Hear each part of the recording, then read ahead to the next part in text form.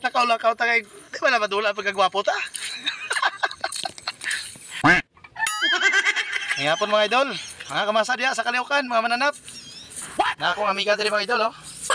Abisi po sila panano po sila binangay mga idol, mga kamasa. Oh, mga idol, ha, kilala mo ni mga idol. Sabi dito ni mga alangga, ato pang makita yung beauty mo. Nakita mo na ba forever? Teka ko rin sa taga Kamangan. Ba, dili ako ha. Dili lang balik kami piti karon. Nakamasa sa si Aulan ta kay pagumang ko ni sa kumpiya gyapon nga si Auntie Jocelyn. Mga sana. Ya mga idol.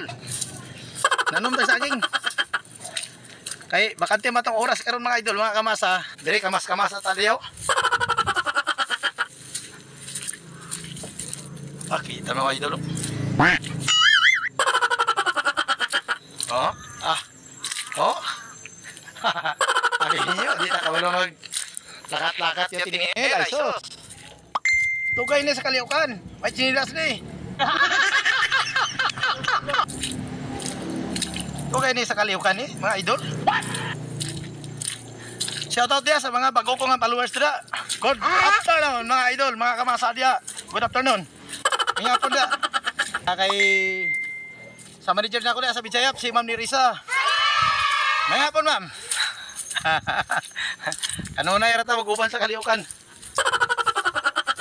Dilita sa bukid. Grabe, lapuka lagi. Isang nakaulakaw ta kay di ba na madula pagkagwapo ta. Wala na ko'y kapinan. Sao naman eh.